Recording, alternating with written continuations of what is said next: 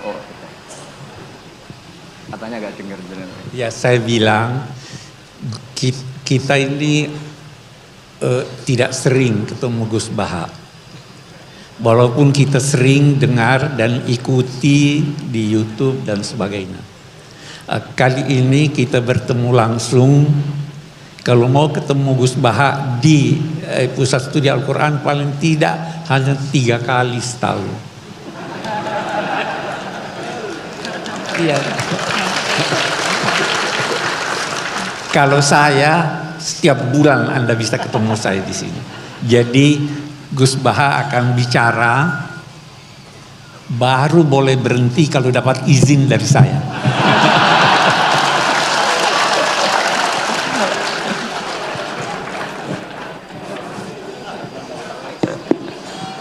Assalamualaikum warahmatullahi wabarakatuh. Alhamdulillahirabbil alamin wassalatu wassalamu ala asyrofil mursalin sayyidina maulana Muhammadin wa ala alihi washabihi ajmain amma ba'du. Niki nderekaken tuh ngikuti yang diinginkan Abi Quraisy. Terima kasih Pak Nazar karena sudah jenengan bingung semua. Jadi kalau jenengan ingin Islam legal formal ya ikut Pak Nazar karena Menteri Agama itu yang ngatur Islam secara legal formal. Kalau ikut saya berarti ya ilegal. Saya tadi guyon sama Pak Quraisy, menantunya itu bangga karena mertuanya bisa maksa Gus Bak datang ke sini. Begini ya, jadi neladani Rasulullah itu yang gampang-gampang saja. Nabi itu dalam keseharian itu biasa sekali, tapi hasilnya luar biasa. Kalau jenengan semua memang benar-benar biasa itu. Nah itu juga bagus karena nggak ingin nyaingi apa Nabi. Itu Mbah Mun guru saya sering bilang, Islam tuh nggak pernah trauma sama orang kayak jenengan. Traumanya itu sama orang khusyuk, orang bener itu bikin trauma Islam itu. Karena yang ngaku Nabi, yang aneh-aneh itu yang kayak Nabi mesti yang khusyuk-khusyuk. Yang kayak jenengan tuh mesti tidak bisa. Karena untuk jadi kiai saja orang tidak percaya, apalagi jadi Nabi itu. Jadi maka bersyukurlah karena Anda tidak mungkin mengaku sebagai Nabi apa? Palsu. Karena untuk jadi kiai saja orang nggak percaya. Saya tadi pagi saya setiap kesini itu mesti ngaji dulu di Begi. Jadi setahun itu pasti sudah lebih dari 3 kali. Bedanya nggak ketemu jenengan. Begini, saya tadi ngaji sama bareng-bareng Pak TGB. Beliau baca Itkon, saya baca Al-Muhaddam. Ini saya cerita yang ringan-ringan. Sekarang kan baru rame misalnya ajaran akhlak. Allah sendiri itu kalau boleh dibahasakan itu paling berakhlak. Saya beri sekian contoh betapa Allah itu sangat menata tata krama. Kata Allah, saya ini Tuhan. Inni haramtu zulma ala nafsi wa ja'altuhu bainakum muharraman. Kedoliman itu saya larang, bukan pada kalian saja, saya sendiri melarang diri saya berlaku apa? Dolim. Terus Allah diceritakan oleh Rasulullah SAW, kata Nabi, Innallaha hayyun karim. Allah itu pemalu. Jadi malu, ini ada Pak Lukman Hakim, malu kalau ada orang mengangkat tangan kemudian nggak diijabahi. Saya malu, orang itu sudah ngangkat tangannya, sudah gini kok enggak saya kasih. Terus contoh lagi, ketika Anda merasa aktor pemberi sedekah, aktor apa, itu Allah mengistilahkan dirinya itu mangdalladzi yuqridu waha qardan hasana. Siapa yang mau menghutangi saya? Ini Allah zat pemilik langit bumi yang punya semuanya, tapi mengistilahkan dirinya siapa yang mau menghutangi saya, siapa yang mau menolong saya, intan surwa yan surkum. Sehingga posisi adab ini yang dipakai di pesantren, di semua tradisi kita. Saya kalau merasa di sebagai narasumber mungkin saya tidak mau ngisi karena itu jumawa. Tapi kalau merasa disuruh menantunya Pak Quraisy, Mas Fikri tadi, itu berakhlak sekali itu. Seorang Gus Baha disuruh sama Fikri Segaf. Oh itu berakhlak sekali itu. Yang nyuruh yang nggak berakhlak itu. Ya Pak Alwi siap itu keponakan antum itu yang nggak berakhlak itu.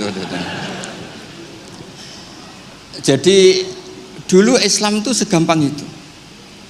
Di kitab Bukhari diterangkan Nanti saya berdoa sama Allah supaya nanti ada isyarah supaya berhenti, jadi nggak lama-lama nanti. Nabi itu nggak jaga image, Nabi itu pernah jalan-jalan. Kebetulan saat itu mau haji. Itu dicegat sama perempuan, Imra'atun bin Khosam. Itu ceritanya semuanya seputar manusia. Imra'atun bin Khosam ini cantik sekali. Kendali untanya Nabi dipegang terus. Kata Imra'atun bin Khosam, ya Rasulullah, inna faridatahu ala ibadi adrokat abi syekhon kabiron. Nah ini saya menunjukkan apal bukan karena saya pinter, bukan, tapi memang pinter bener, maksudnya bukan.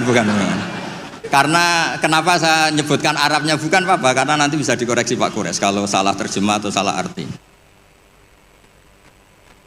Dan saya mohon doa jenengan ini Mas Lukman Hakim supaya jadi kiai. Abahnya itu kiai, saya itu ngefans sama abahnya, saya sering baca soroh kata, makanya saya tagih. Jadi malah ngarang bahasa Indonesia, abahnya itu kalau ngarang bahasa Arab. Kayaknya jaga sopan, kalau nyanyi abahnya kan nggak sopan, makanya terus dibawa. Itu ya bagian dari Islam juga.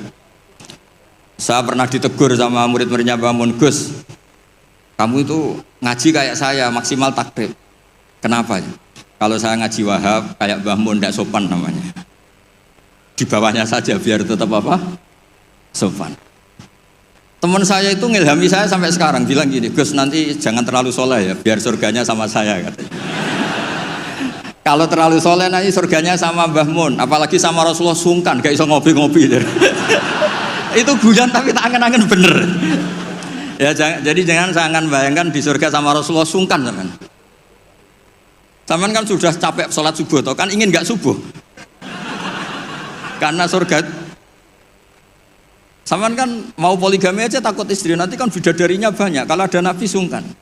Dan nanti sama saya aja di pinggir-pinggir yang enggak. Supaya enggak apa? Tapi kalau amal pas-pasan, kuotanya enggak cukup, langsung neraka, itu resikonya.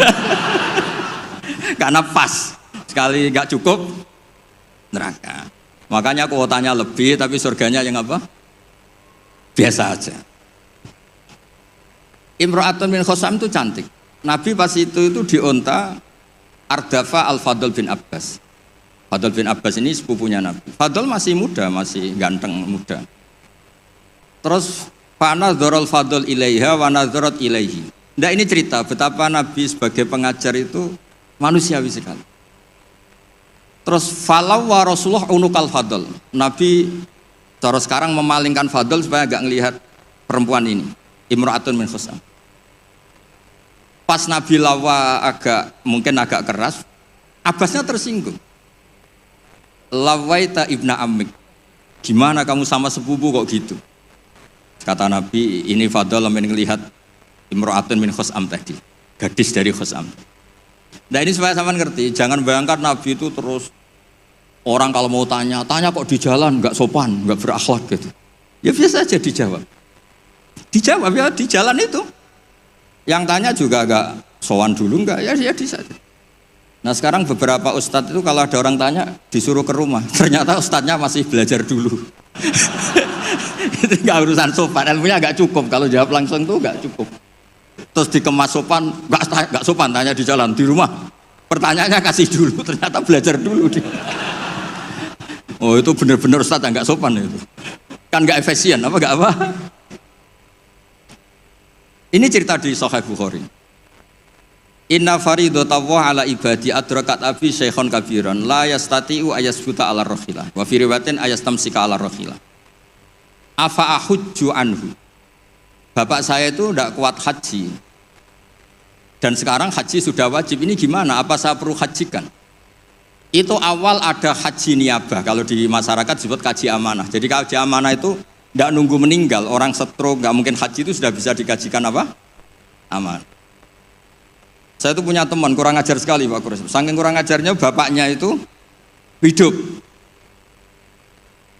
Bapak kamu kajikan plus, mahal kok kaji plus, masih 400 juta. Nunggu meninggal saja kaji amanah 10 juta cukup. Wah kurang ajar betul itu. Sudah gitu masih bilang, malah infonya Gus, kalau orang Madura berani 4 juta katanya.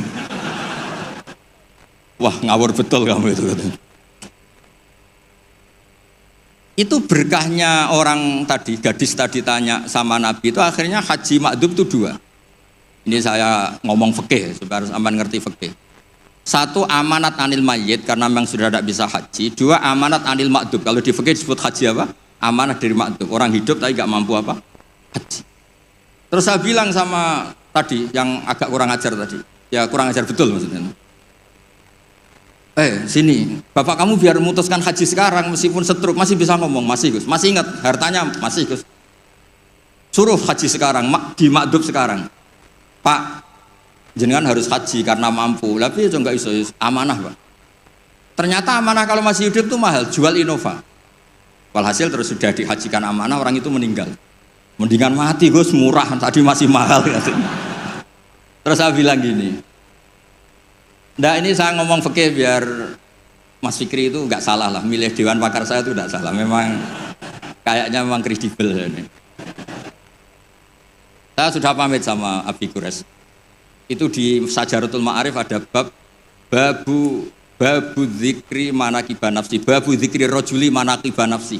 Bab seseorang itu boleh menyebut kelebihan dirinya kalau itu untuk kepentingan umat. Buktinya Nabi Yusuf ngendikan inni hafidun alim, urusan keuangan pasrahkan saya, inni hafidun alim. Dan semua nabi mesti ngendikan inni lakum nasihun amin, saya ini orang yang punya niat baik. Jadi kata bapak saya kalau didik saya, tawadhu haram zaman akhir. Kenapa? Karena itu bentuk gak tanggung jawab. Disuruh mimpin negara gak mau, ngimami masjid gak mau, disuruh mulang gak mau. Ternyata karena gak mau tanggung jawab.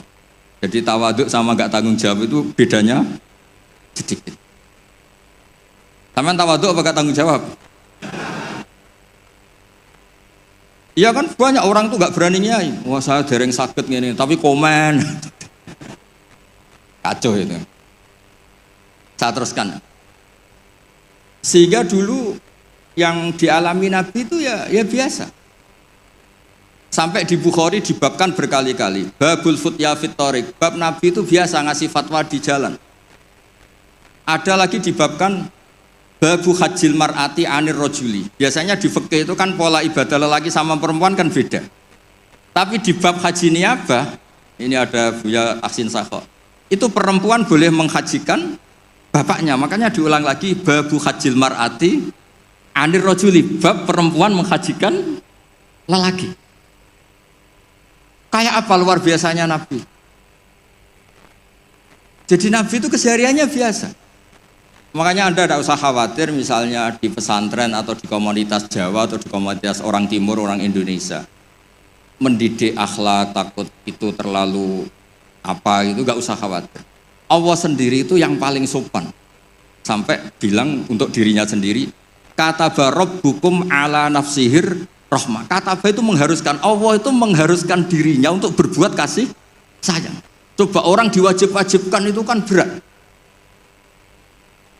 Kayak sampean tak suruh-suruh itu kan berat. Tapi Allah menyuruh dirinya, aujaba ala nafsih, kataba rabbukum ala nafsihir. Makanya saya kalau baca Quran tuh sering nangis. Cara boleh dibahasakan tuh sekesatria itu Allah ngelola alam raya ini.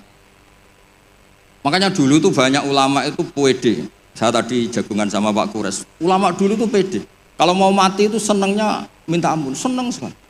Nggak kayak jenengan, hidup gak berani, mati ya gak berani itu, wah, itu kacau itu. Mati itu dulu, ini cerita orang dulu. Kenapa ada tarian Jalaluddin Ar-Rumi, tarian kematian, tapi tidak usah ditiru, nanti dianggap aliran sesat. Karena di Indonesia itu kalau aneh-aneh terus bisa di-SK aliran sesat.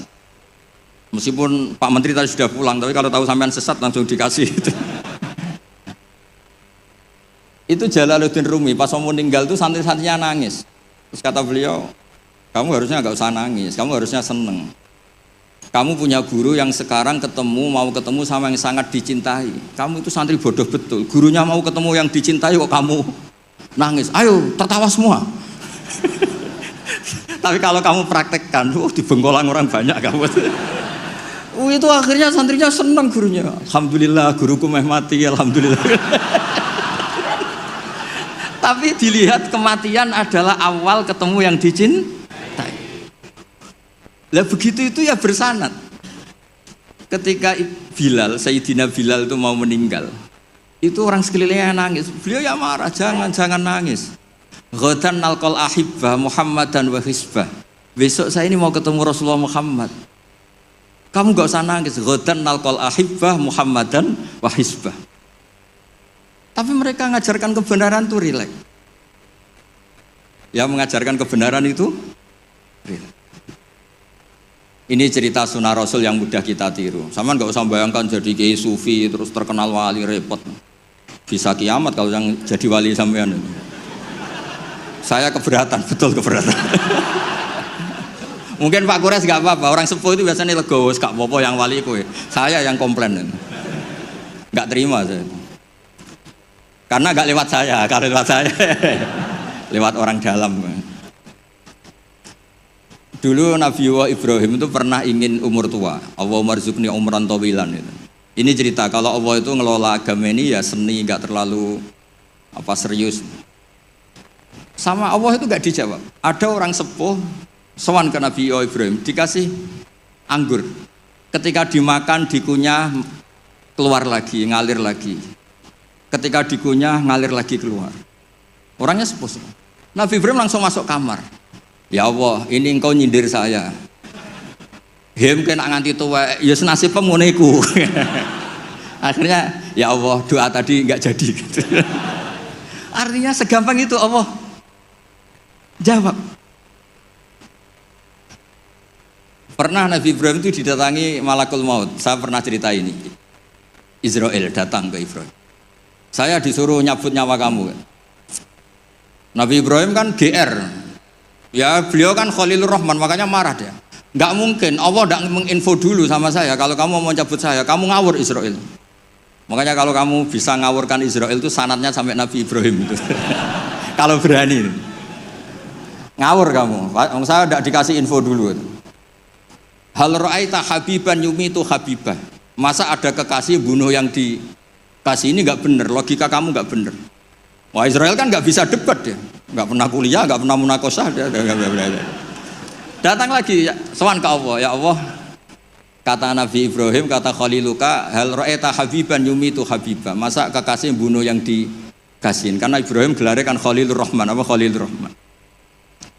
Terus sama Allah, kamu bilang gini Israel kan nggak bisa mikir.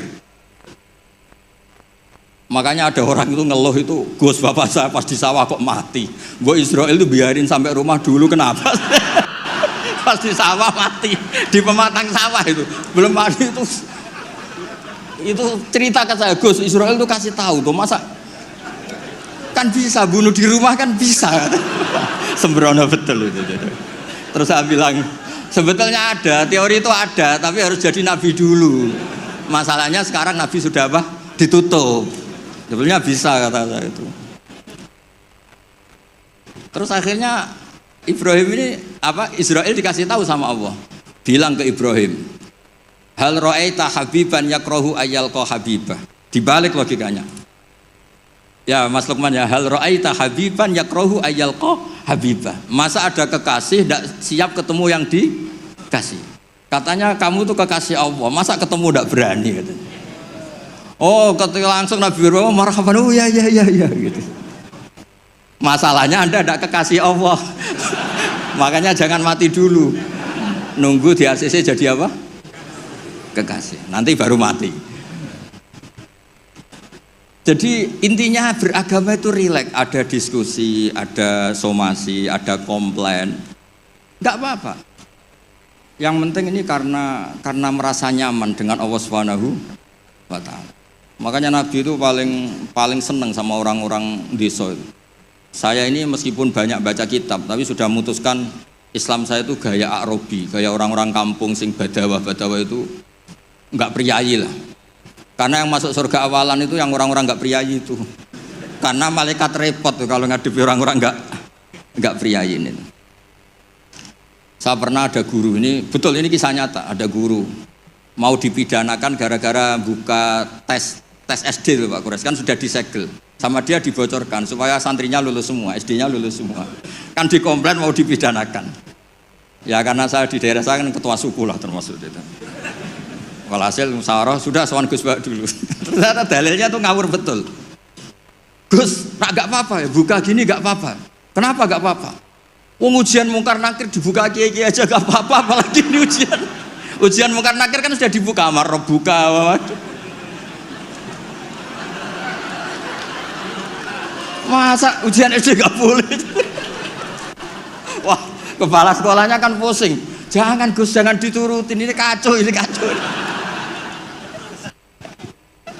Ya saya bilang akhirnya, ya masalahnya kepala sekolah sama polisi itu tidak mungkar nakir. Jadi ya beda. Gitu Gus ya tak kira sama Gus. Dari ujiannya mungkar nakir saja bisa apa? Dibuka, bisa dibocorin. Masa ujian SD tidak boleh katanya. Makanya repot, kena orang-orang kayak gitu tuh repot. Nah orang Arabi itu logikanya seperti itu. Tapi jangan ditiru ya. Tadi yang di Indonesia nggak boleh tetap kalau itu. Bisa dipenjara kamu. Sudah miskin di penjara repot nanti.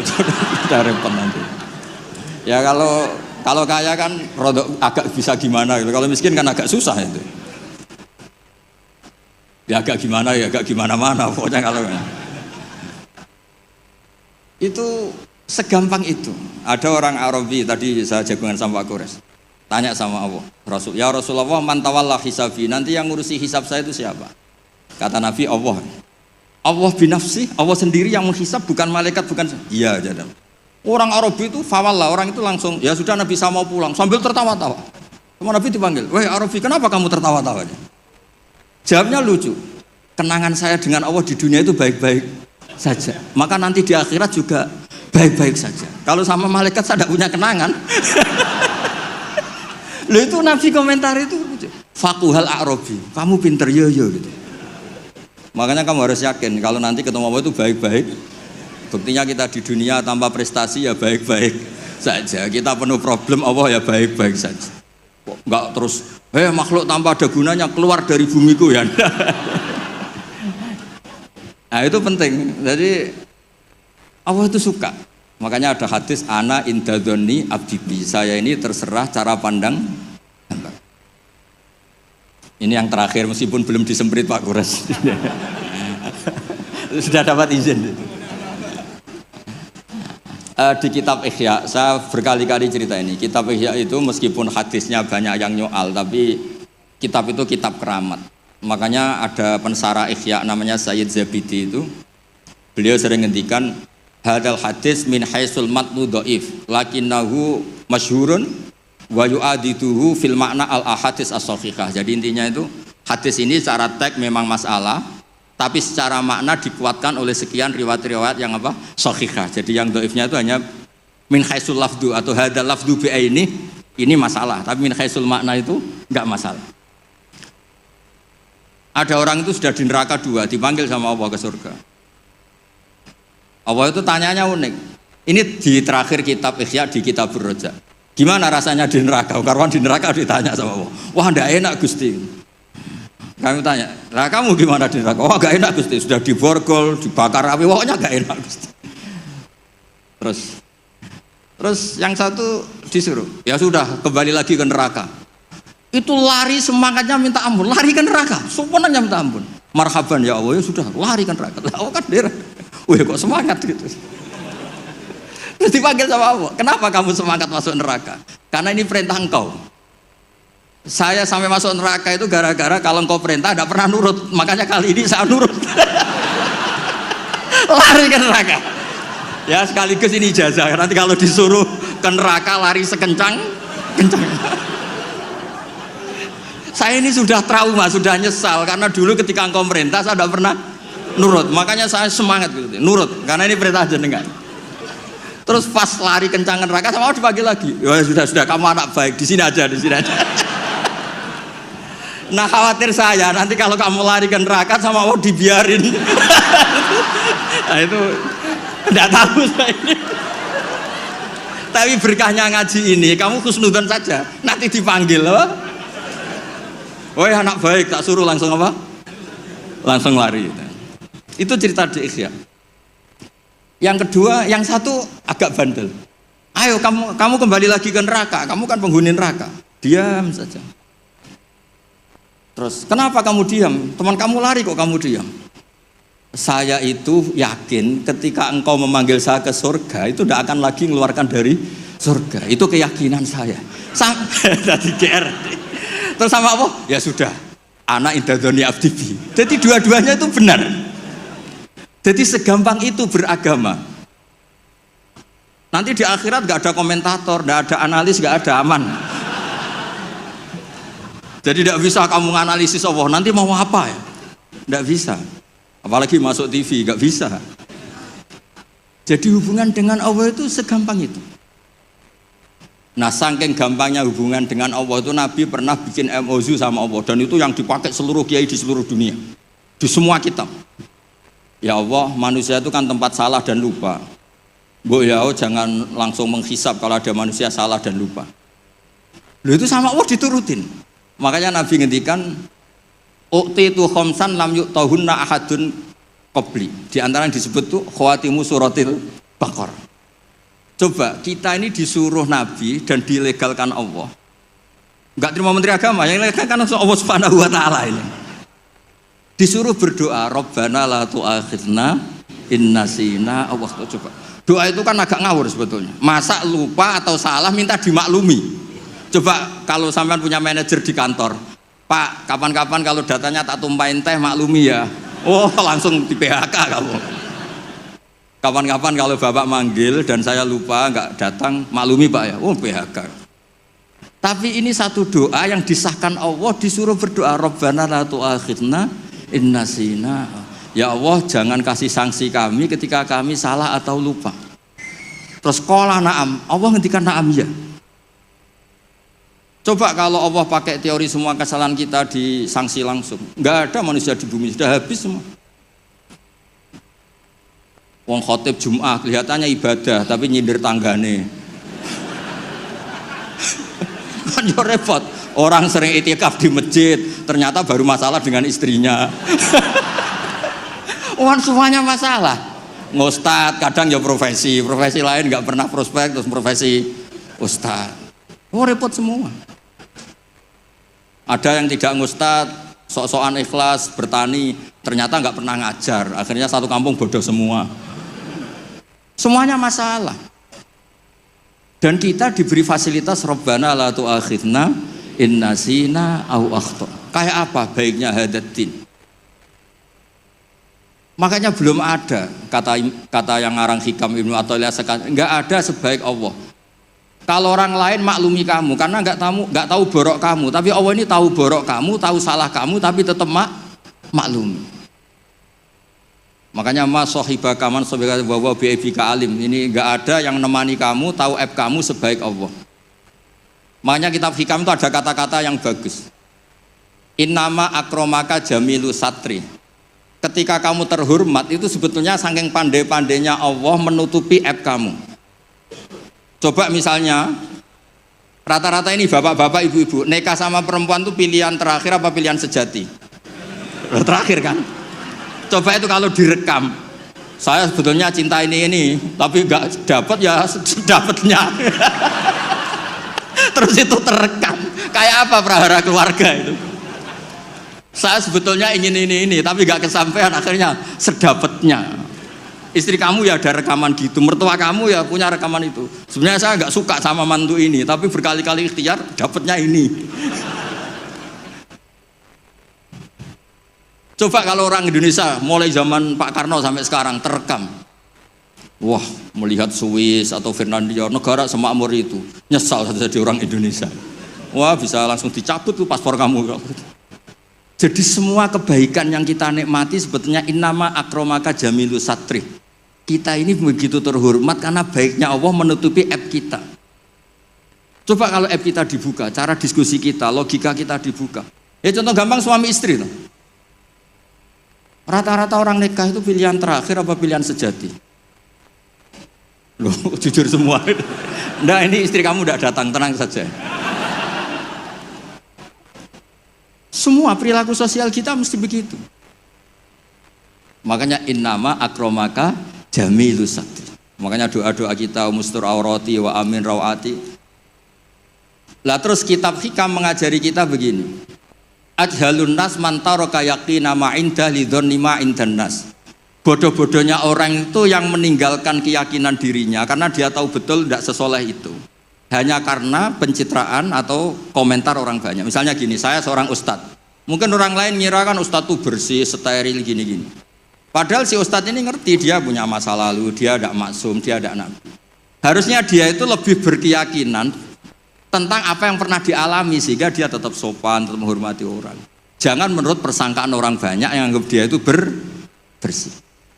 Jadi misalnya gini, Anda dosen di IAIN atau UIN atau di pondok atau di kampus apa saja, atau Anda menteri, ada presiden, siapa saja.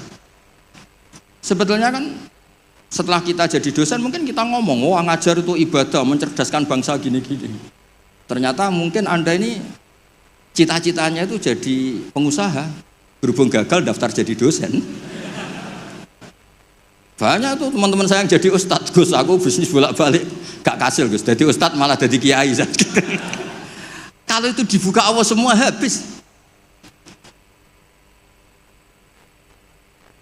Misalnya keluarnya menteri, wah enak jadi menteri, ditegur-tegur tok mbek presiden. Kalau itu direkam, wong saya ini cerita saya terakhir, saya itu pernah ketemu kiai sepuh Pak Gres, sepuh sekali, temannya bapak, datang ke saya. Agak kacau betul ini, mentang-mentang temannya bapak sama saya itu gak bosok, saya tetap cium tangan untuk temannya bapak. Pas rame-ramenya MUI ngaramkan rokok itu. Gus saya ini mau tanya jenengan, kalau jenengan jawab haram tak lawan. Waduh, kalau jawab haram tak lawan katanya. Kalau jawab halal tak ikuti katanya. Yang saya senang dari cerita dua kiai sepuh ini begini, saya ini kiai sepuh Gus, saya ini hiburan saya itu rokok di pojok musola. Habis maghrib sampai jam 10. Kalau istri sudah tenang, tidak berontak baru pulang. Karena kalau belum ngantuk itu bawaannya ngomel kan. Ini yang cerita dua orang ini. Jadi hiburan saya itu rokok sama teman-teman musola. Tapi sekarang rokok diharamkan. Tolong kasih tahu MUI, Gus. Raro rasanya jadi kiai katanya. Kalau orang awam hiburan kan bisa lihat dangdut katanya, bisa saweran. Saya ini kan kiai Gus, gak pantas. Hiburannya hanya rokok. Gitu aja kok diharamkan. Ya sudah bah, halal kata saya. Oh itu senengnya bukan main. Setelah itu kemana-mana bilang, kata Gus Pak halal. Waduh. Alasannya itu hiburannya katanya. Jadi saya semenjak jadi kiai itu ya sering dapat orderan fikih itu. Ya maksud saya beragama itu mudah, yuridu wa bikumul yusra wala yuridu bikumul usra. Jadi ana indadoni abdi. Makanya sampean harus yang seneng, yang ceria. Karena ini untuk ngelawan setan. Setan tuh suka kalau orang Islam tuh susah, kemudian menyalahkan agama ini, menyalahkan sistem alam raya ini sehingga tidak ridho dengan kodok qadar. Makanya disebut innaman najwa minasyaitoni liyahzunal ladzina amanu. Jadi kalau pikiran yang ngajak susah itu minasyaiton. Berarti yang ngajak seneng itu minallah. Makanya saya ini ustadz beneran ini karena ngajak orang seneng gitu. Kalau yang ngajak susah itu masalah itu. Wong jelas di Quran la tahzan, jangan susah. Enggak ada di Quran la tafrah, itu enggak ada. Yang ada qul bi fadlillah wa bi rahmati fa bidzalika falyafrahu. Ya saya pernah dikomplain sama kiai-kiai yang khusuk-khusuk Pak Kores. Gus ini nanti kalau maghrur, orang gara-gara ngaji jenengan isane seneng tok terus tahu susah. Terus saya bilang masalahnya apa? Kalau enggak tahu susah sampai akhirat kan bagus kata saya. Terus tapi itu saya enake dhewe fasik. Oh nak fasik wis asli sedurunge ngaji aku wis fasik. Kok nyala-nyalain saya kata saya. Nah ini penting ya supaya jenengan itu beragama itu rileks nyaman karena Allah itu suka sekali. Menghitung nikmatnya itu suka. Dulu ada orang Arabi datang ke Nabi itu gak punya apa-apa. Terus tanya, ya Rasulullah engkau menyuruh saya syukur, saya ini gak punya apa-apa, nyukuri apa? Istri gak punya, harta gak punya, semuanya gak punya, saya nyukuri apa? Nabi itu ngelihat sandalnya, di padang pasir kan panas. Lah itu 2 sandal kamu, kalau kamu gak punya ini panas. Oh iya ya Gusti, alhamdulillah. Hanya punya sandal itu. Ya kayak sampean itu kan ceria, punya nekat saja cukup lah. Kenapa seneng? Gak usah alasan, nekat saja pokoknya penting. Ya jadi sekaligus ijazah, jadi yang dihitung apa itu alam nasroh, hati lapang. Terus qul bi fadlillah wa bi rahmati fa bidzalika. Bapak saya itu paling sering mensyariatkan seneng. Kalau pagi ngajak jalan-jalan saya itu, kalau ada orang miskin itu di warung nongkrong, rokoknya satu aja hutang, satu ler saja hutang. Terus ngomong itu seakan-akan dunia miliknya. Itu kata bapak, itu hamba paling dicintai Allah katanya. Kalau presiden orang kaya seneng itu kan wajar, alasannya jelas. Ini nggak punya alasan untuk seneng.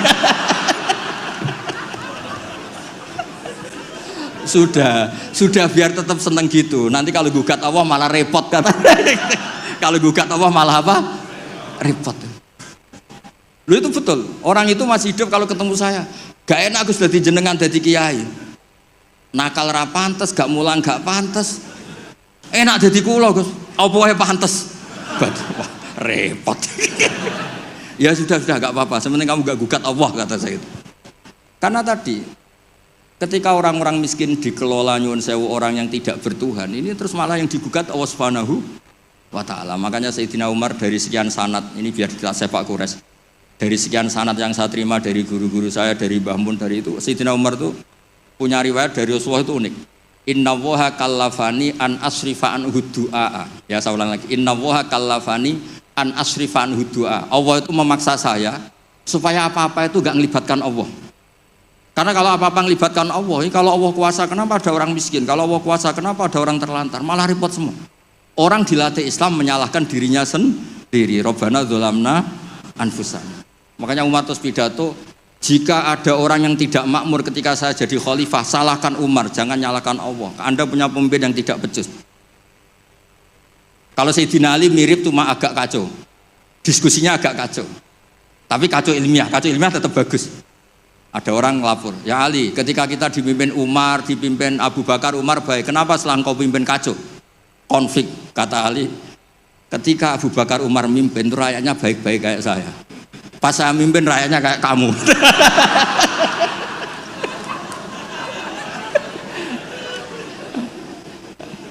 Makanya nanti kalau kamu nyalahkan saya, zaman Mbah Mun gini, zaman Gus Pak gini, pas Mbah Mun ngiai, santrinya kayak saya. Pas saya ngiai, santrinya kayak kamu. Nggih, ngoten. Assalamualaikum warahmatullahi wabarakatuh.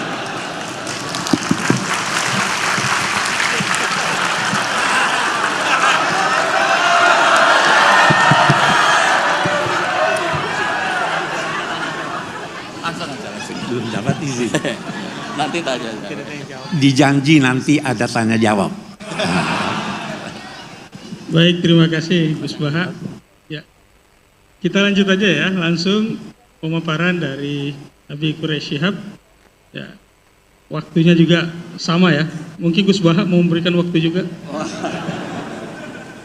Ya agak sopan kalah sepuh.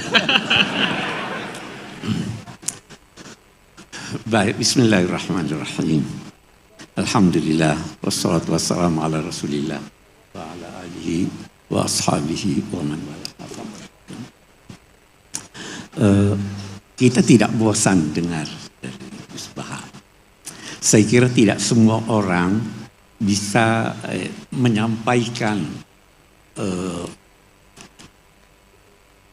mutiara-mutiara hikmah dengan cara yang diberikan oleh Gus Baha. Nah, yang pasti saya tidak bisa begitu.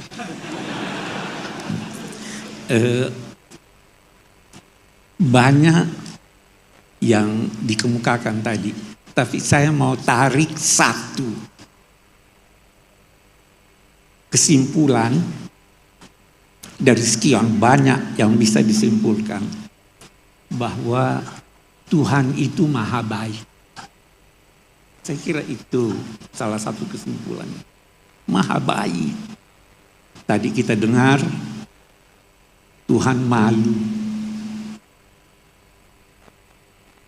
Ada lagi satu, Tuhan cemburu. Pernah tidak dengar? Tuhan cemburu. Kalau Anda mencintai orang lain, oke. Cinta harta, oke. Cinta anak, oke. Cinta istri, lebih-lebih lagi. Tapi jangan lebih dari cintamu kepada Allah. Kalau tidak, dia cemburu. Ya.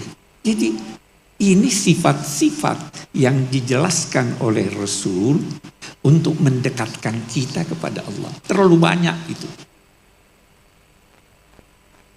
Dia lebih dulu cinta pada Anda sebelum Anda cinta dia. Yuhibbuhum wa yuhibbunahum. Radhiyallahu anhum wa radu anhu. Ini prinsip yang dibawa oleh Nabi Muhammad sallallahu alaihi wasallam. Nah, saya mau bicara tentang cinta Rasul. Tapi tidak banyak ketawanya.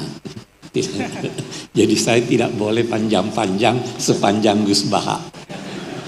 Saya hanya ingin menjelaskan atau berusaha menjelaskan 3 atau 4 kata dari Al-Quran yang boleh jadi merupakan dasar-dasar untuk keteladanan kepada Nabi. Yang pertama, yang dituntut dari kita itu percaya antuk minabillahi wa malaikatihi wa kutubihi wa rusulihi, termasuk Nabi Muhammad dan seterusnya. Mari kita introspeksi. Anda percaya Nabi Muhammad itu Rasul? Kenapa percaya? Kenapa percaya? Coba tanyakan diri Anda, kenapa saya percaya? Bertingkat-tingkat. Saya mau, Imam Ghazali membeli ilustrasi begini.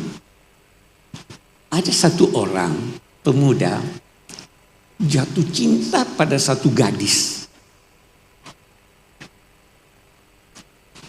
Tapi dia masih bingung, itu gadis cinta sama saya atau tidak. Maka dia punya teman. Dia berkata padanya, gadis itu cinta kamu. Dia percaya enggak? Dia percaya karena sesuai dengan keinginannya. Ya kan? Ada bukti? Enggak ada bukti. Anda percaya Nabi Muhammad, kenapa? Ini tingkat yang paling rendah dari kepercayaan. Kita naik sedikit. Ada satu orang cinta atau benci pada satu orang. Terus dia, itu orang yang kau benci meninggal. Masa? Iya. Wah, tidak mungkin. Dia, mari kita ke rumahnya. Kita cari tahu dia.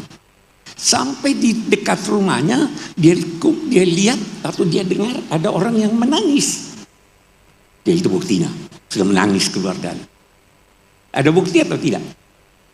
Ada. Tapi bukti ini valid atau tidak? Tidak. Anda percaya karena ada bukti yang Anda pegang atau tidak? Bagaimana bukti Anda itu?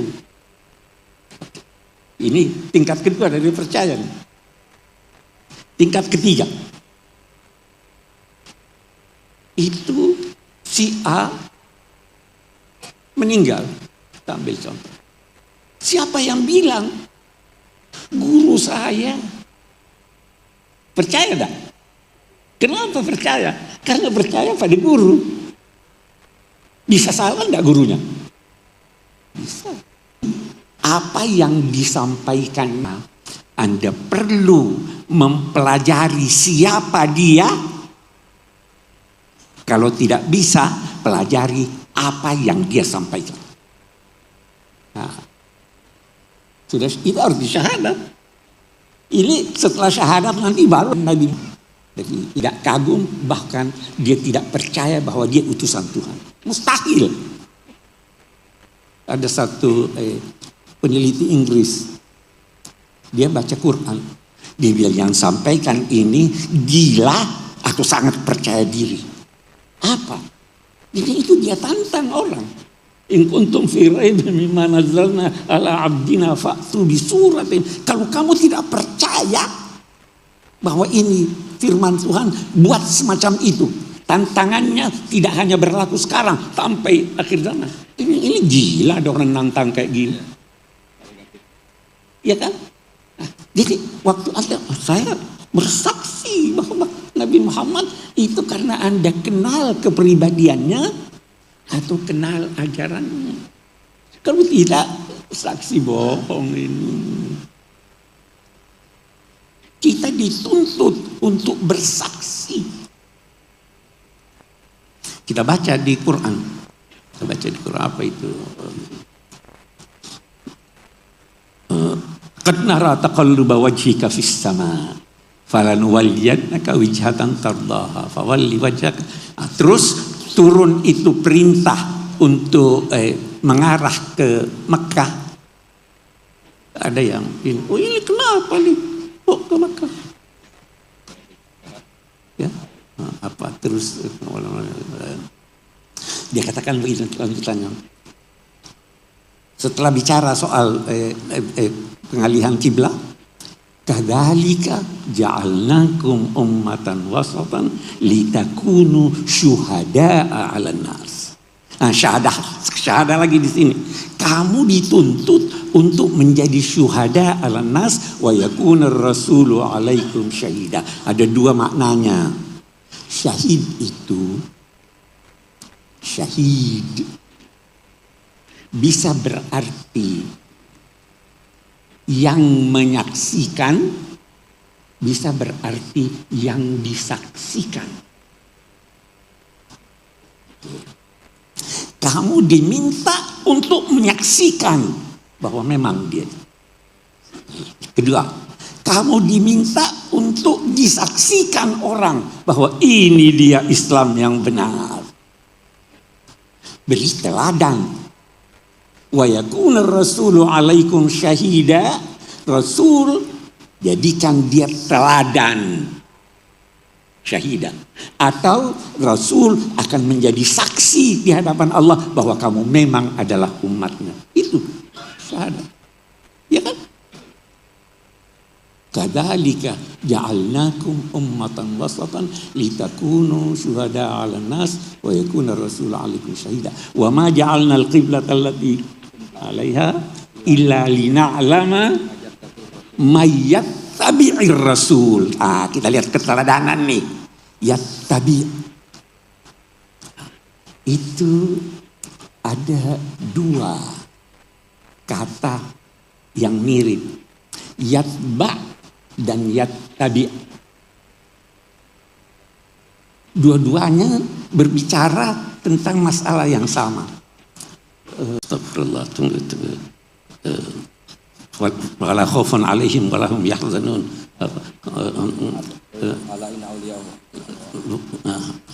Tunggu.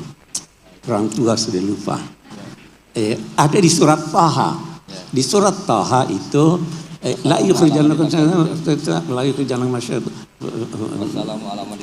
Bukan. Astagfirullah. Maksudnya itu la khaufun 'alaihim wa la yahzanun di sorga nanti. Kita ikuti di sorga, Anda tidak ini. Tapi kalau di dunia tidak. Yang ittaba'ah itu apa namanya? Fala yadhillu wa la yashqa. Tidak akan sesat di dunia ini, tidak akan sengsara di dunia ini. Kalau Anda ittaba, mengikuti secara bersungguh-sungguh. Teladan ini dia dalam segala hal. Nah, yang keempat, yang saya mau terangkan. Qudwah dan uswah. Menarik, Nabi disuruh ulaika alladzina hadallahu fabihudahum iqtadi, qudwah. Tetapi kita bukan disuruh iqtadi. Laqad kana lakum fi rasulillahi uswatun hasanah. Dia tidak berkata qudwatun hasanah. Kenapa? Qudwah itu mengikuti, meneladani Apa yang baik pada yang diikuti, tapi apa yang buruk jangan ikuti. Nabi Muhammad disuruh qudwah nabi-nabi. Apa semua kegiatan nabi itu pasti baik?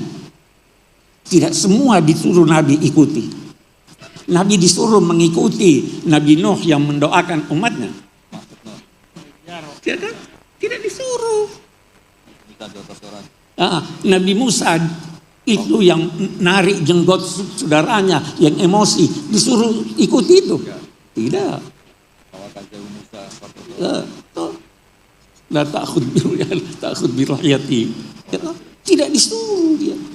Disuruh mengikuti Nabi Ibrahim yang beristighfar pada orang tuanya yang sudah jelas-jelas kafir. Tidak disuruh. Ya kan? Disuruh meneladani Nabi Yunus yang lari dari tugas. Itu qudwah. Kalau kita disuruh apa? Uswah. Semua yang dari Nabi itu hebat. Teladani dia dengan cerdas. Itu keteladanan. Jadi pelajarilah Nabi. Oh ini saya ikuti. Oh tapi harus cerdas. Oh ini pada masanya. Sekarang bukan ini lagi. Itu arti itu yang kita. Jadi bukan lantas ambil semuanya. Semuanya baik yang ditampilkan oleh Nabi, tetapi bisa berubah karena perubahan situasi, karena perubahan keadaan. Itu keteladanan.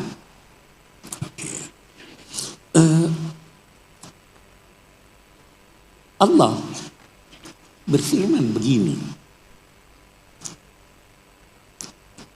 Apa itu? Tsumma tatafakkaru ma bi sahibikum min jinnah. Innama ini enaknya kalau ada Quran di samping kita. Qul innama a'izukum biwahidah. An taqumu lillahi mathna wa furada tsumma tatafakkaru ma bi sahibikum min jinnah. Pesan Tuhan, saya hanya berpesan pada kamu satu. Apa itu? Berpikir secara mandiri atau berdua atau berjamaah, kamu akan sampai pada kesimpulan ma bisahibikum min jinnah. Menarik lagi. Sedikit pun tidak ada. Tapi dia namanya sahibukum. Itu ditujukan kepada orang-orang yang tidak percaya Nabi Muhammad. Dia namanya sahibikum. Sahabat kamu. Kalau sahabat itu dikenal atau tidak? Kamu kenal dia. Kamu kenal dia. Kenapa baru sekarang kamu ini? Nabi sahibikum. Terus dia itu sahabat.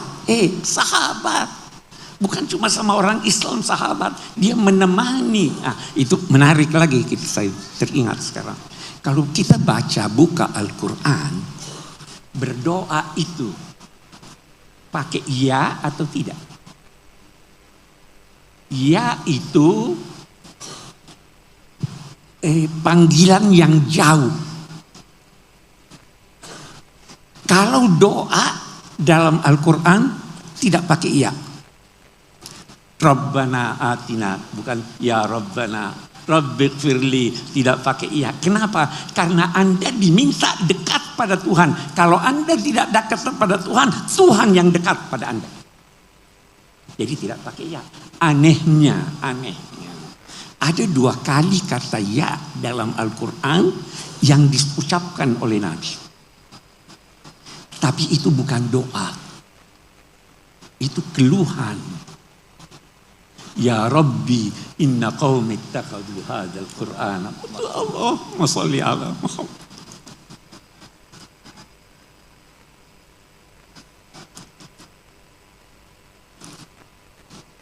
Ini kaumku jauh dari engkau ya Allah, tapi saya ada di sampingnya nih. Saya mohon ya Allah, Saya mengeluh, mereka menjauh dari Al-Quran. Kenapa dia? Karena dia jauh dari Tuhan. Ini orang-orang jauh dari Tuhan. Di situ sahabatnya, karena dia tidak menjauh dari orang itu adalah orang-orang yang berbeda dengan kita dan memusuhi kita. Kalau Al-kafirun itu orang yang berbeda dengan kita, tetapi dia tidak memusuhi kita. Kalau alladzina kafaru bisa menggabung ini semuanya. Saya pernah berkata tidak ada di dalam Al-Quran ini Gus Baha kita pernah ngomong-ngomong itu soal qul ya ayyuhal kafirun. Kenapa itu qul ya ayyuhal kafirun? Perintah Allah. Itu mengikuti perintah Allah. Jadi itu yang berkata al-kafirun itu Allah. Sampaikan wahai al-kafirun, bukan dari Nabi Muhammad. Nabi Muhammad tidak pernah berkata kepada non-muslim anta kafir. Kenapa? Karena kalau kita berkata dia kafir, dia pun bisa berkata pada kita kafir. Wala tasubbul ladzina yad'una min dunillah fayasubbullaha adwan. Jangan maki. Orang baik-baik tidak usah bilang kafirun. Tidak ada dalam Al-Quran. Satu kali ada dalam Al-Quran itu, tapi di hari kemudian nanti. Nabi tidak disuruh berkata al-kafirun. Tapi al-kufar bagaimana? Wasdud alaihim nanti ada. Asyidda'u alal kufar. Kalau Anda dalam perang harus tegas. Dan ketegasan itu bisa bermacam-macam. Ada orang bermain-main dengan agama. Sudah tegas saya, maaf saya tinggalkan. Saya tidak maki dia, itu tegas. Asyidda'u alal kufar. Tegas semua orang kafir. Bukan semua orang kafir. Ya ayyuhal kafirun. La a'budu ma ta'budun wala antum 'abiduna ma a'budu lakum dinukum. Itu keteladanan dalam kehidupan bermasyarakat. Iya kan? Ruhama bainahum. Saling berkasih-kasih antara mereka. Apa sih rahmat itu? Apa artinya rahmat? Rahmat itu keperihan hati melihat ketidakberdayaan satu pihak yang mendorong Anda membantu untuk meringankan. Kalau Anda bantu orang tapi hati Anda tidak perih, itu bukan rahmat. Keperihan hati melihat ketidakberdayaan yang mendorong Anda membantu. Banyak orang bantu tidak perih hatinya, bantu aja biar dia tidak mati saya, itu bukan rahmat. Ruhama bainahum. Baru dia katakan tarahum ruk'an sujjadan yabtaguna fadlam minallah. Mereka salat, mereka ruku, mereka sujud. Kata Syekh Abdul Halim Mahmud, saya punya guru, sujud dalam Al-Quran bukan hanya berarti salat. Sujud itu patuh kepada Allah. Terus ini sahabat-sahabat Nabi ini yang dipuji dan istimewa tidak berbisnis dengan Tuhan. Dia tidak katakan yabtaguna ajran minallah, yabtaguna fadlan minallah, waridwana, ridha. Dia butuhkan ridha.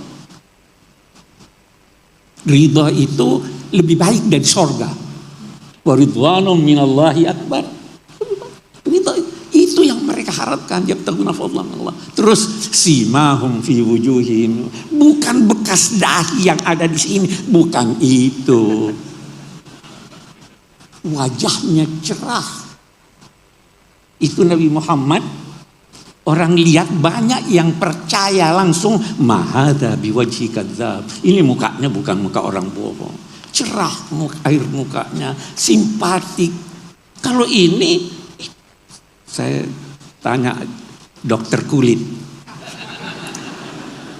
Apa itu? Dia bilang itu kebetulan ada. Dia punya tulang ini menonjol, jadi waktu sujud itu sebabnya ada orang di kakinya. Ya, ada orang di kacamatanya. Tadi sujud itu, bahkan ada ulama yang berkata, Orifal ghadabu fi wajhihi. Orang tahu, oh ini dia lagi marah nih. Itu sifat tunduk, agungkan Nabi dan percaya sepenuhnya bahwa beliau adalah Rasul. Allah Maha Esa, Maha Baik. Allah berfirman dalam sebuah hadis qudsi, hai hambaku, dari baiknya nih. Dengar. Hai hambaku, aku menciptakan langit dan bumi. Apa kamu kira aku tidak mampu memberi engkau apa yang kamu butuhkan? Jangan menuntut dari aku rezekimu yang engkau akan gunakan besok. Karena aku pun tidak menuntut dari kamu melaksanakan kewajiban besok hari ini. Demi cintaku kepadamu, cintailah aku. In kuntum tuhibbunallah fattabi'uni yuhibbukumullah. Itu. Wassalamualaikum warahmatullahi wabarakatuh.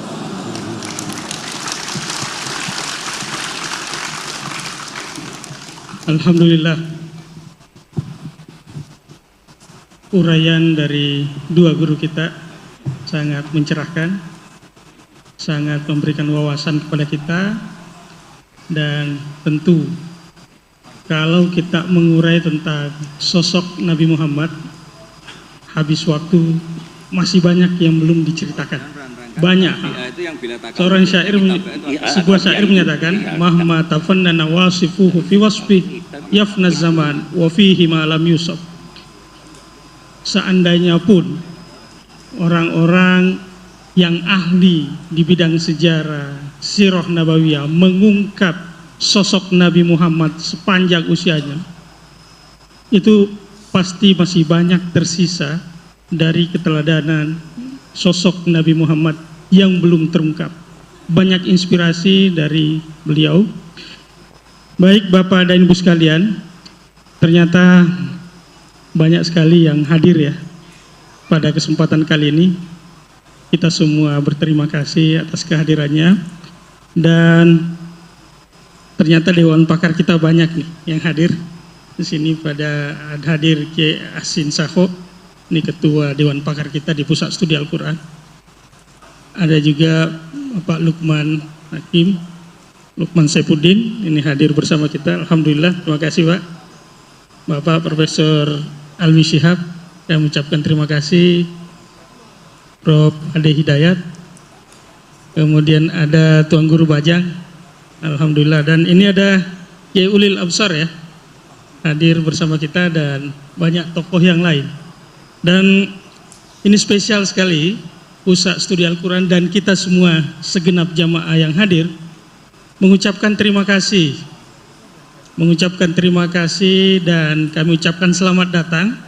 Ini Bapak Wakil Wali Kota Tangerang Selatan, ini hadir bersama kita, Bapak Haji Pilar Saga Ihsan. Kami ucapkan selamat datang Pak, dan terima kasih sekali menyempatkan hadir pada kesempatan kali ini. Dan banyak tokoh yang lain ya, yang kami nggak sebutkan satu persatu. Ini yang hadir juga banyak dari alumni pesantren Pasca Tahfidz Bait Al-Quran. Kami informasikan pesantren Pasca Tahfidz Bait Al-Quran ini dari 2009 berdiri sampai sekarang itu sudah lebih 1000 santri kita, alumni kita. Dan itu dibina 6 bulan tiap harinya di sini. Memang waktunya untuk belajar dan bermuamalah dengan ilmunya ya di pesantren Pasca Tahfidz Bait Al-Quran ini. Bapak dan Ibu sekalian, tadi ada yang kita janjikan ya, ada sesi tanya jawab. Tapi sebelum tanya jawab langsung, kita juga menghargai pertanyaan-pertanyaan yang masuk lebih dahulu. Jadi panitia sudah menghimpun dan menyensor beberapa pertanyaan karena banyak sekali, ratusan pertanyaan yang masuk. Kami cuma membacakan beberapa pertanyaan yang kira-kira mewakili yang lainnya. Ini pertanyaan buat Gus Baha dan Pak Quraisy. Ini satu. Gus, para sahabat sangat menghormati Rasulullah, tetapi Rasul sendiri melarang bentuk penghormatan yang berlebihan. Bagaimana cara memahami titik tengah penghormatan yang benar kepada Nabi? Dan dalam konteks ulama yang disebut sebagai warasatul anbiya, bagaimana memastikan penghormatan kita kepada kiai, guru, ustadz dan sebagainya tetap dalam koridor adab, tawadu, yang tetap memakai nalar kritis, bukan berubah menjadi ketakutan, ketergantungan, atau kepatuhan tanpa berpikir. Ini pertanyaan secara tertulis yang telah lebih dahulu masuk ke panitia. Iya, dijawab dulu atau? Ya. Bismillahirrahmanirrahim. Ini pertanyaan yang udah dijawab, asal sampean nggak punya sentimen. Biasa aja. Saya ini kan kata orang banyak, saya ini kan ya Gus, ya Kiai, ya Gus asli. Bapak saya Kiai, bapak saya Kiai, tapi ya nggak ingin dihormati berlebihan. Buktinya disuruh Mas Fikri ya mau saja. Di pidatoni Pak Nazar ya saya dengerin. Kan berarti saya juga sopan gitu. Jadi begini ya, ini yang harus diketahui, bukan sekedar sunat harus. Nabi itu sering memaklumatkan diri, innama ana basarun, saya ini manusia. Karena beliau jadi Nabi setelah Nabi Isa yang dihormati sedemikian rupa. Ya, terus Nabi itu ya memperlihatkan kalau sering tersinggung. Misalnya ada orang yang nggak suka sama Said Abbas pamannya, Nabi ya tersinggung. Kalau nggak suka keluarganya tersinggung. Tapi setelah itu Nabi membenahi dirinya sendiri bahwa saya ini Nabi, rujukannya hak, bukan sentimen keluarga. Nah sahabat juga sama ya, hormat sekali sama Nabi, tapi tetap kaidahnya itu la tutruni kama atrot an-nasoro, ya kamu jangan berlebihan sampai mentaklih, sampai menuhankan. Kalau hormat yang berlebihan dengan arti loyalitas atau bahasa tubuh, itu ya mulai dulu ada ya di semua tradisi. Sama lihat di kerajaan-kerajaan atau di film-film Cina itu kan semua, baik versi ketua suku maupun ketua geng, ketua apa saja kan ya dihormati oleh anak. Tapi yang unik dari Nabi itu penghormatannya itu malah mengarah ke Tuhan. Misalnya begini, tadi Pak Quraisy cerita banyak tentang syarat sahnya jadi saksi. Ini penting, sama Nabi Swargo ben gak repot. Enggak Swargo ini ndek-ndek wae, tapi nanti kalau sama Nabi nggak bisa bercengkrama sama bidadari, sama sungkan. Nanti tak carikan bidadari yang cerewet kayak istri kamu. Kayaknya nggak ada ya. Berarti trauma kamu sama istri itu. Kalau saya inginnya ya yang mirip lah. Biar apa? Kenangan. Ini perlu dicatat. Sebetulnya sehot solawat, saya berkali-kali matur di kitab Ithaf, sehot solawat itu sehot terbaik. Karena ada kata-kata gini ya, sudah kita misalnya adat pesantren Allahumma sholli ala sayyidina Muhammad atau yang tanpa sayyidina Allahumma sholli ala Muhammad. Itu kan kelihatan, Allah itu pemberi, Nabi itu yang diberi. Saya ulang lagi, ya Allah kasihkan sholawat engkau ke Nabi, berarti Allah itu pemberi, Nabi yang diberi. Nah, kata kitab Ithaf, wan nabiyyu wa injalla qadruhu muhtajun ila rahmati ta'ala. Nabi apapun hebatnya, hubungannya dengan Allah itu Allah pemberi, Nabi penerima. Makanya hadil ummah tidak akan terperosok mentaklih, menuhankan Muhammad, karena redaksinya sudah, ya Allah saya minta sholawatmu kasihkan ala abdika wa rasulika Muhammad, disebut ala abdika. Maka sehot sholawat itu ekspresi kita mencintai Nabi, maka kita bersolawat sekaligus memaklumatkan porsi masing-masing. Allah selamanya pemberi dan Nabi apapun hebatnya diberi. Jadi penghormatan sahabat itu ya terukur semua. Lah nanti kultur-kultur tertentu di daerah tertentu, misalnya di Kesultanan Jogja atau Kesultanan Maluku, semua di pondok, di apa-apa. Saya yakin semua orang soleh itu inginnya semuanya proporsional. Nggak tahu kalau yang sentimen, tapi semua orang soleh itu inginnya pasti propor. So, itu pasti, tak jamin. Terus yang terakhir tentang sholat, ada kata-kata as-sholatu imaduddin. Nabi kok tidak bukti Nabi itu gimana? Tadi kata Pak Quraisy kita butuh seksi. Ketika beliau jadi Nabi dan diikuti banyak orang, yang jadi ukuran ajaran terbesar beliau itu apa? Sholat. Dan sholat itu nyuruh apa coba? Allahu akbar kabira walhamdulillah katsira subhana rabbiyal azim subhana rabbiyal a'la. Ketika i'tidal rabbana walakal hamdu. Masa ada seorang manusia bikin satu ritual yang semuanya itu muji Allah? Itu kalau enggak nabi enggak bisa. Sampai antak kayak hak gawe wiridan mantra nguntungno sampean dhewe mesti. Sampean misalnya tak angkat jadi tokoh spiritual kula. Wah lara kula mesti. Nabi ini luar biasa, hidupnya dihabiskan untuk menata sholat, dan di semua sholat itu apa? Ada tasbihullah, takbirullah, Allahu Akbar, terus at-tahiyatul mubarakatus sholawatut. Itu kalau enggak Nabi tidak bisa. Bagaimana seorang manusia yang punya nafsu, punya selera, punya haddun nafsi, kemudian semuanya diarahkan ke Allah? Tidak bisa kalau enggak Nabi. Makanya disebut as-sholatu imaduddin. Itu bukan musollinya. Orang kadang rata-rata kiai pidato orang yang sholat itu enggak. Nabi ketika as-sholatnya, sholat itu jadi dengan sholat itu sudah kelihatan. Ini kalau enggak ide seorang Nabi tidak bisa. Susunan katanya, bentuk penghormatannya, semuanya Allahu Akbar. Kalau orang tertentu baca kabira walhamdulillah katsira, ada yang Allahumma ba'id baini. Apapun itu penghormatannya pada Allah. Rukuk subhana rabbiyal azim, i'tidal rabbana walakal hamdu. Nanti sujud subhana rabbiyal a'la. Itu kalau enggak Nabi tidak bisa punya ide gitu. Sama nyanyi lagu frustasi atau punya hak lagu apa, putus cinta, cinta buta, apapun itu mesti enggak terkait Allah.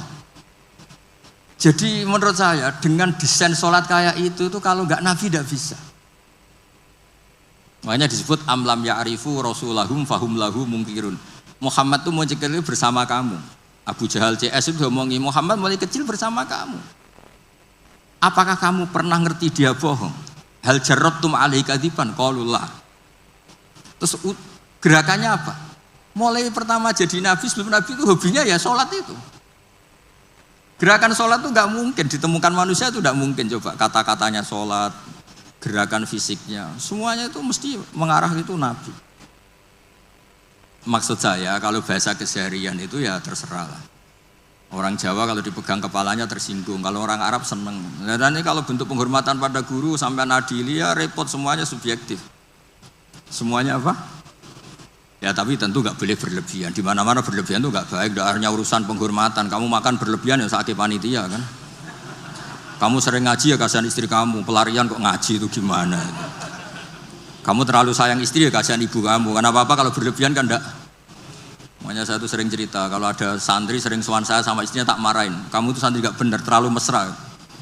Ternyata betul. Setelah beberapa hari ibunya datang. Ya Gus, jokrabi lali kulo setelah menikah lepas saya. Ya karena berlebihan itu.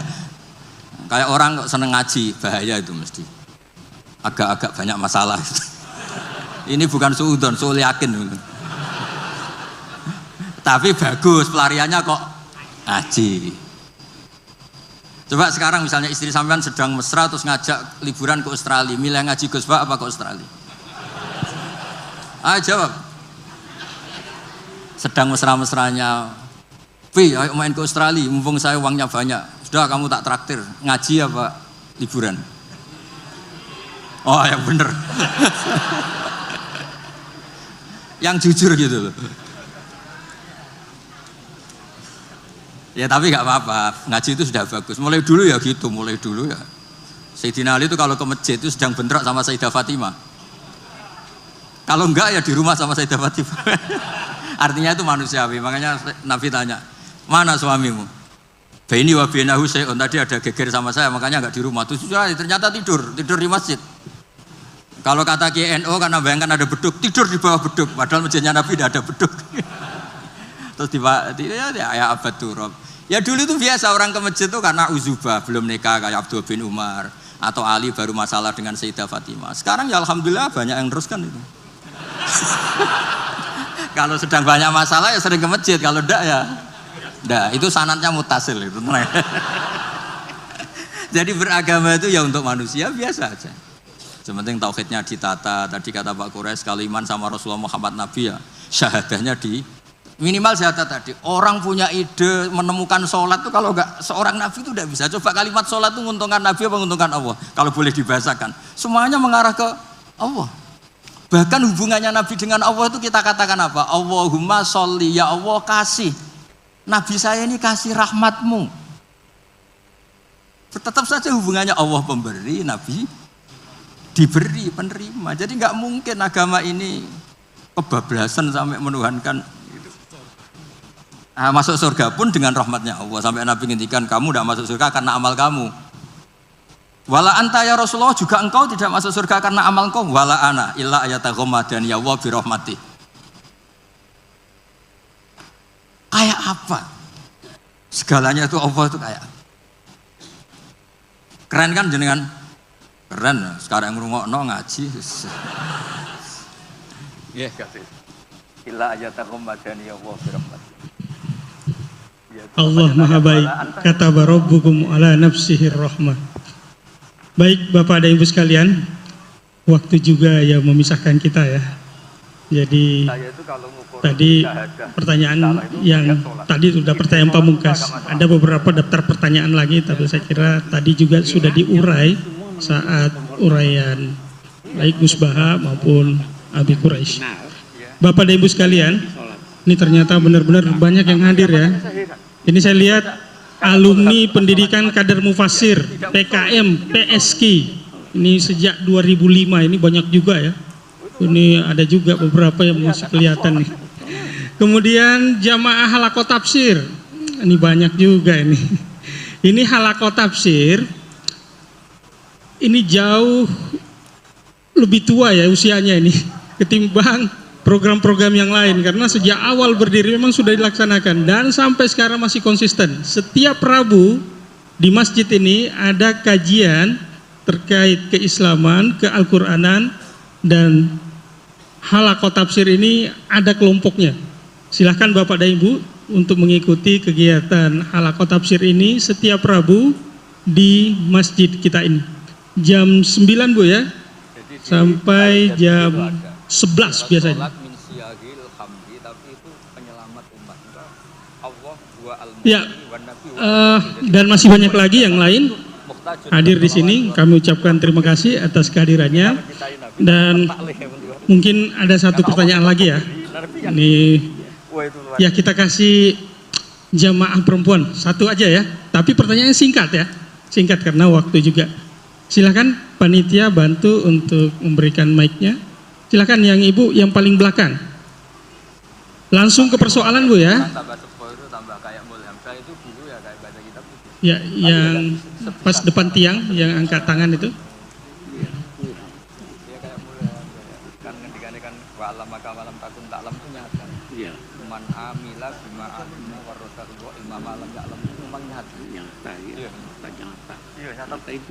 Silakan Bu. Dan sebutkan namanya, dari mana, dan singkat ya. Assalamualaikum, saya Ibu Wahyu dari Depok. Mau tanya ke Gus Baha, mau bagi ilmu sakleknya Gus. Dalam ibadah, segala ibadah itu kan tergantung ikhlas. Ikhlas itu kadang hati ikhlas, pikiran enggak. Kadang pikiran ikhlas, hati enggak. Nah itu cara nyingkronin itu gimana Gus Baha? Makasih. Assalamualaikum warahmatullahi wabarakatuh. Terima kasih Bu ya. Langsung dijawab sama Gus Baha. Ya ini alhamdulillah ada yang berani tanya ikhlas. Ini semua yang datang juga agak ikhlas. Karena ikhlas itu makom yang susah. Tapi justru itu tantangan apa? Jadi kalau tadi asmani siapa? Hanya dari Bogor tadi ya, dari mana? Depok ya, dari Depok. Ikut Bogor apa Jakarta? Jakarta bagian. Pokoknya ikut dunia lah pokoknya. Jadi begini, ini sekaligus mengertikan teman-teman dari BG, alumni semua yang hadir. Ikhlas itu nomor kesekian. Yang penting protap ibadahnya itu benar. Misalnya gini, Anda sholat gak ikhlas tapi jamaah. Gak ikhlas, ingin dapat pujian tapi jamaah. Itu di situ kan ada pengakuan kalau itu wajib. Jadi selalu ada kebaikan dalam kebaikan, meskipun tidak ideal. Misalnya Anda jamaah tidak ikhlas, tapi mengekspresikan diri sujud, mengekspresikan diri ruku itu sudah luar biasa. Makanya sebagian ayat ini Pak Quraisy sangat paham. Ada mukhlisin, ada mukhlasin. Sebetulnya ada harapan kalau Allah ingin menghendaki kita tidak ikhlas tapi dimukhlaskan, dimurnikan sama Allah. Karena berkahnya protap yang benar. Misalnya gini, saya sodako sama fakir miskin tidak ikhlas, ingin jadi DPR, kayaknya saya ada potongan tapi, atau ingin nyalon bupati, kan tidak ikhlas. Tapi berkahnya ini hal yang manfaat. Saya didoakan sama fakir miskin ini, karena tak kasih sesuatu yang manfaat. Jadi menurut saya, Anda jangan hanya ngaji ikhlas, juga ngaji pentingnya amal soleh itu pasti bermanfaat. Sama lagi pentingnya amal soleh itu pasti bermanfaat. Makanya di Quran tuh sering seorang nabi dipuji innahu min ibadinal mukhlasin, pakai isim maf'ul, yang dimurnikan. Sama lagi mukhlasin tuh yang dimurnikan. Saya beri contoh, tapi pak jangan tiru, terutama yang muda-muda ini yang masih puber-puber bahaya itu kalau ditiru. Zulaikha itu cantik, cantik banget. Ya pinter goda, sudah cantik pinter goda Zulaikha ini. Yusuf itu ganteng, perjaka. Ya layak digoda, makanya sama niru susah karena ini butuh layak digoda. Nah ini dengerin betul ini betapa ikhlas itu nomor 2. Yang nomor 1 itu amal itu benar dulu. Sehingga digambarkan Quran walaqad hammat bi, Zulaikha ingin nikmati Yusuf, wa hamma biha, Yusuf sebagai orang normal juga ingin nikmati Zulaikha. Tapi terusannya laula ar-ra'a burhana rabbi, terus Allah hentikan kadzalika linasrifa anhu su'a wal fahsya. Ini campur tangan Allah itu nomor 1. Tapi saya kata Allah tetap gak ingin kekasih saya ini ada masalah. Lagi-lagi kita harus selalu berdoa supaya Allah yang menyelamatkan kita. Bukan amal kita, bukan ikhlas kita, bukan semuanya. Kita hanya bergantung ingin diselamatkan Allah. Ini disebut iyyaka na'budu wa iyyaka nasta'in. Kita hanya minta pertolongan dari Allah. Ya mungkin Nabi Kuris sekali. Buatan bersan. Terakhir jenengan terus doa.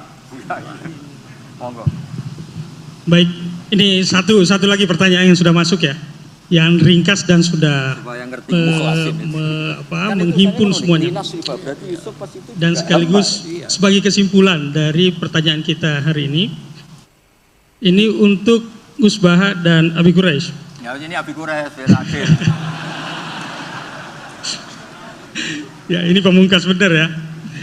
Bagaimana cara terbaik kita dalam meneladani Rasulullah zaman now, zaman sekarang?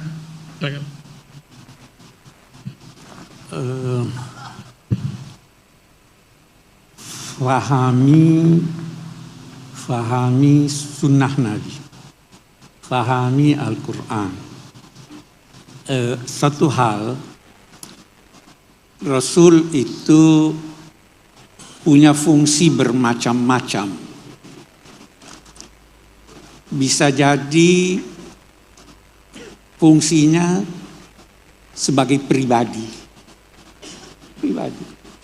Dia suka makan ini, dia tidak suka makan itu. Itu tidak perlu teladani itu. Dalam konteks pertanyaan itu banyak. Ya, Nabi sebagai hakim, Nabi sebagai mufti, Nabi sebagai politisi, Nabi sebagai anggota masyarakat dan lain-lain sebagainya, macam-macam. Nah, itu sebabnya tadi saya katakan teladani dengan cerdas. Saya mau beri contoh tadi, ini minta maaf nih bapak-bapak. Tadi waktu dari dalam saya tidak pakai sendal, Gus Baha tidak pakai sendal. Ada yang paksa, Pak Quraisy, nanti ada beling pakai sendal. Terus ada disodorkan pada saya sendal orang lain, saya tidak tahu. Tolong itu dilihat tuh nanti, ya toh. Dulu masa Nabi mau kita lihat Nabi. Jangan ada yang pakai alas kaki. Jangan pakai alas kakimu kecuali setelah keluar masjid. Kalau di dalam masjid atau pakai waktu mau keluar di ini. Kalau semua harus pakai alas kakinya waktu keluar, itu tidak mungkin.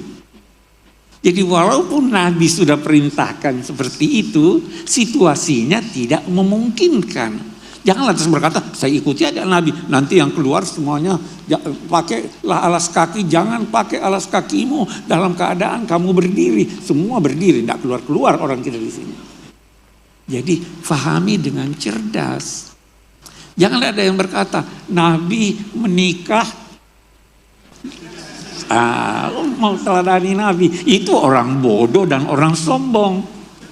Bodoh karena dia tidak tahu ini bukan tempat meneladani, dan sombong karena dia merasa dirinya sama Nabi. Jadi pelajari situ, pelajari apa. Satu contoh lagi yang lain saya beri.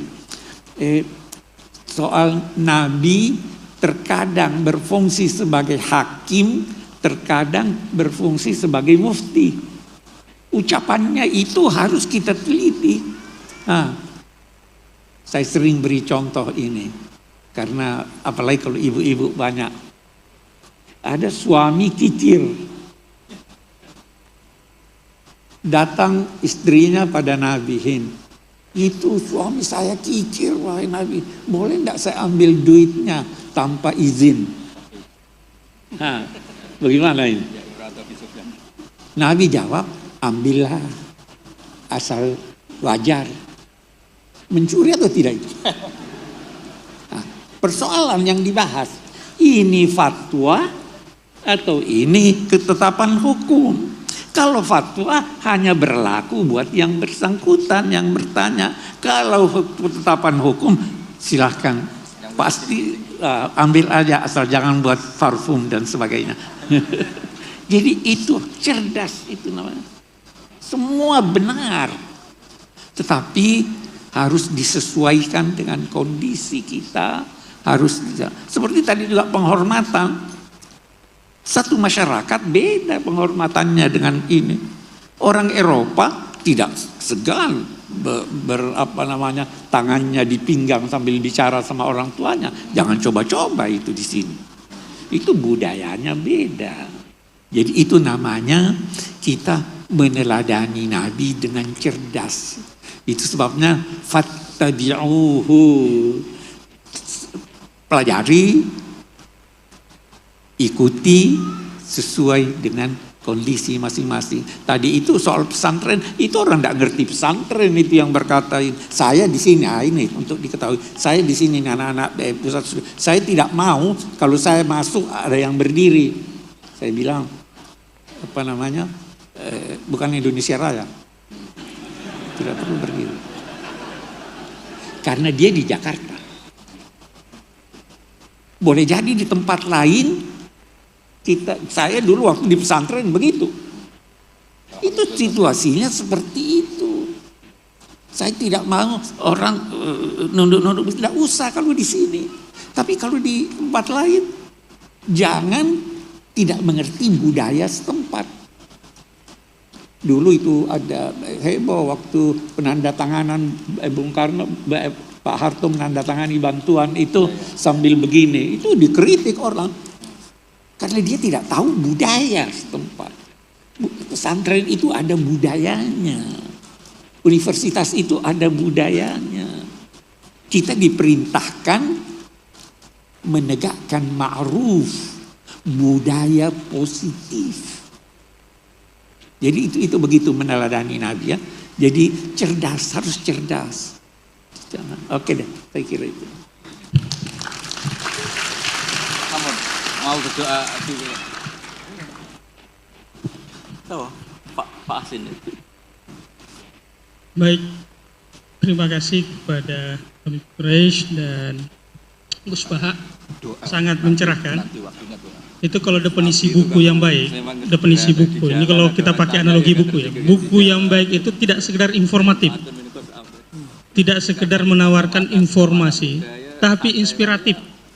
Nah, sama paparan Musbahab, paparan Habib Quraisy, tidak sekedar informatif kepada kita, mencerahkan dan inspiratif ya. Ini hal-hal yang perlu kita pahami dengan baik dan kita tetap mencontoh dan meningkatkan kecintaan kita kepada Rasulullah SAW, memperbanyak salawat kepadanya, mempelajari dari keteladanan dari Rasulullah Sallallahu Alaihi Wasallam. Kita tetap menambah ilmu sekaligus meningkatkan akhlak kita dan menjaga relasi baik kita kepada sesama orang. Dan ini waktu yang memisahkan kita, dan kami ucapkan terima kasih kepada Gus Baha yang selalu menyediakan waktu untuk datang ke pusat studi Al-Quran ini. Dan kita doakan kepada semuanya dan kepada Abi Quraisy, mudah-mudahan sehat walafiat ya. Kita sama-sama istifadah ilmu dan terus berharap ada curahan ilmu buat kita semua. Dan atas nama pembawa acara, kami mohon maaf jika ada hal-hal yang kurang berkenan dalam pelaksanaan acara ini. Dan kami ucapkan terima kasih kepada semuanya yang hadir, yang kami tidak bisa sebutkan satu persatu. Mudah-mudahan sehat walafiat dan ada berkah, ada manfaat dari kegiatan kita hari ini. Lebih dan kurangnya mohon dimaafkan. Wallahul muwaffiq ila aqwamit thoriq. Wassalamualaikum warahmatullahi wabarakatuh. Acara kami serahkan kepada MC. Baik, terima kasih kami ucapkan kepada guru-guru kita semuanya, kepada Abi Quraisy Shihab, kepada Gus Baha, dan juga kepada Ustadz Syahrullah. Dan juga kami mengucapkan selamat datang kepada Bapak Nusron Wahid, Menteri Agraria dan juga BPN.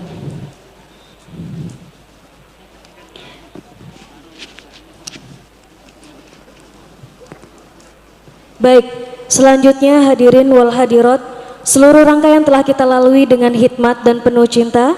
Kini marilah kita menundukkan hati, menengadahkan tangan, memohon keberkahan dan ridha Allah Subhanahu wa taala melalui doa yang akan dipimpin oleh Dr. Kiai Haji Asin Sakho Muhammad selaku Ketua Dewan Pakar PSK. Kepada beliau kami persilakan. Bismillahirrahmanirrahim. Alhamdulillahirabbil alamin. Hamdan yuwafi ni'amahu wa yukafi mazidah.